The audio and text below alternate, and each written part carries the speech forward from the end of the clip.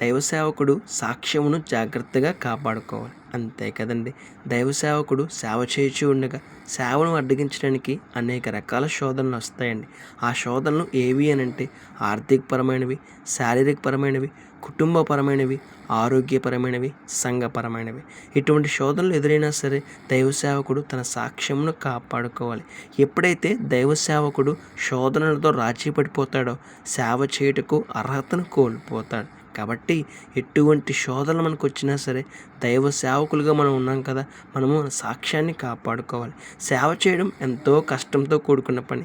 అయితే ఎవరైతే దేవుని సహాయాన్ని కోరుకుంటారో, దేవుని మీద ఆధారపడతారో ఆ కష్టతరమైన సేవ సులభంగా మారిపోతుంది. కాబట్టి దైవ సేవకులుగా పిలువబడుతున్నాం కదా, రోషం కలిగి సేవ చేద్దాం. దేవుని మీద ఆధారపడి మన సేవా జీవితాన్ని ముందుకు నడిపించుకుందాం. అనేక రకాల ఆత్మలు రక్షణ పొందడానికి మనము ఉపయోగంగా ఉందాం. రేపటిన శ్రేష్టమైన ఆశీర్వాదాన్ని, శ్రేష్టమైన కిరీటాన్ని పొందుకుందాం. May God bless you all.